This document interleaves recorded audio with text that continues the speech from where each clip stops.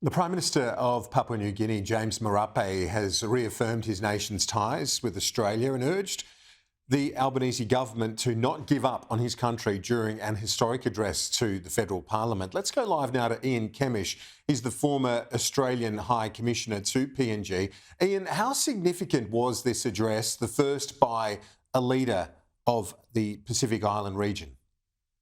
Really important, I think. And I think James Marape really stood up to the occasion and gave a terrific speech. Really important because in the end, he represents a nation of, as he says, 1,000 tribes, more than 800 languages, and a country which is only 3.6 kilometres from the nearest Australian post office. And it's a country of 10 million people at least, and a significant partner for Australia. So really important. It's a shame it's taken this long, to be frank, for a Pacific leader and particularly a Papua New Guinean leader to speak to our parliament. We've had many other national leaders speak to it before. So really important moment, I think. As someone who knows PNG very intimately, you spent obviously the years there as Australia's top diplomat, but I just wonder, how do you reflect on the notion of a PNG rugby league team? I know the Australian Rugby League Commission is due to make a decision, I think, mid-year about expansion of the NRL. In terms of soft diplomacy, the dollars spent by DFAT and others would be well spent, would they not, in terms of fostering that connection in sport? Yes, look, absolutely. Those sporting connections are enormously important. And rugby league, we joke about it, but it really is a bit like a religion in Papua New Guinea. Every Papua New Guinean you meet is either a Blues or a Maroon supporter. And State of Origin nights are a big night in Papua New Guinea.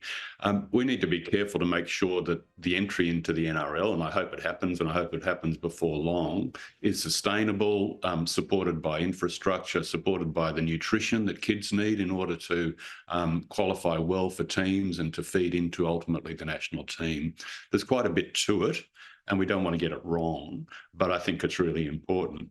You know, part of Marape's message, though, was that this relationship, those things are important. And, you know, he also paid tribute to another well-known thing in the relationship, which is the dedication that we have to the spirit of Kokoda, that campaign back in 1942.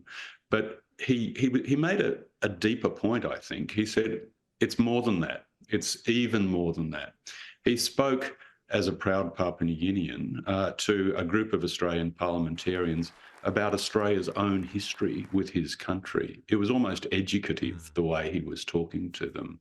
He said at one point, and I found it quite a moving moment, "Here I am speaking to you in the language you taught me.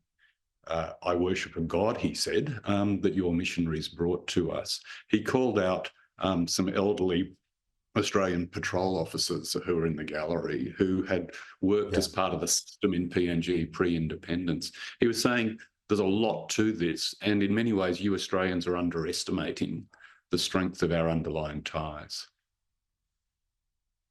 Some moving moments, they really were, Ian Kemish, 100% for those who saw it, and not a moment too soon in the relationship with our northern neighbour. Thanks so much for your time, former High Commissioner to PNG, Ian Kemish. Appreciate it.